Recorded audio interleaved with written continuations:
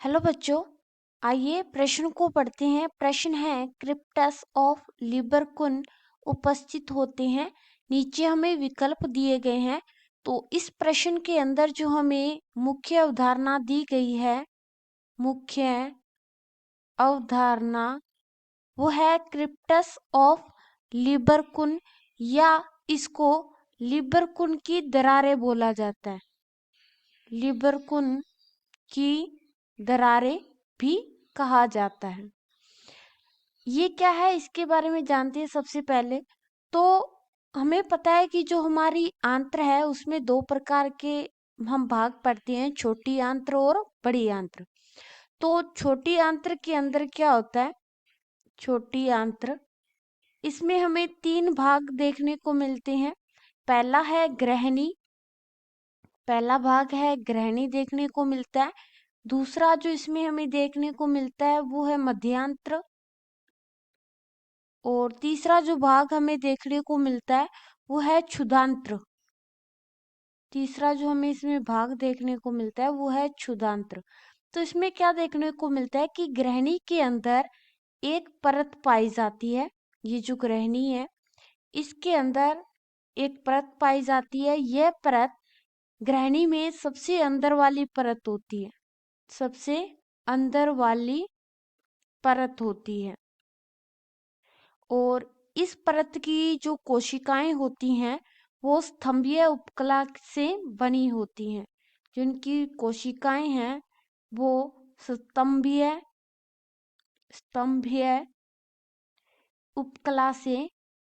उपकला से बनती हैं, इनसे बनी हुई होती हैं। और यह स्तंभीय उपकला की जो परत है वो क्या करती है, वो अंगुली नुमा उभार बनाती है। अंगुली नुमा उभार, अंगुली नुमा उभार बनाती है। और इन उभारों को हम विलाई कहते हैं। ये जो उभार बनते हैं इनको हम क्या कहते हैं, विलाई कहते हैं। विलाई के बीच में जगह जगह खाली जगह उपस्थित होती है। ये जो विलाई पाए जा रहे हैं इन विलाई के बीच में खाली जगह पाई जाती है, खाली जगह। इसी खाली जगह को हम क्या बोलते हैं, लिबरकुन की दरारें। यानी कि जो अंगुली नुमा उभार बनते हैं इस तरह से, इन उभारों के बीच में ये जो हमें खाली जगह दिखाई दे रही है इन्हीं को हम क्या बोलते हैं, लिबरकुन की दरारें। और इन दरारों के बीच में पाचक एंजाइम उपस्थित होते हैं। पाचक एंजाइम जो है वो उपस्थित होते हैं, पाचक एंजाइम उपस्थित होते हैं। तो अगर हम हमारे विकल्प देखें तो पहला है अग्नाशय में एवं अग्नाशय रस स्त्रावित करते हैं, नहीं।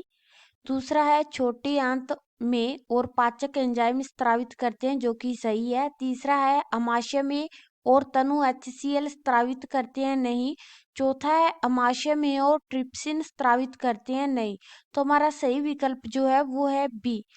आशा है कि मुख्य अवधारणा के आधार पर आपको यह प्रश्न समझ में आया होगा। धन्यवाद।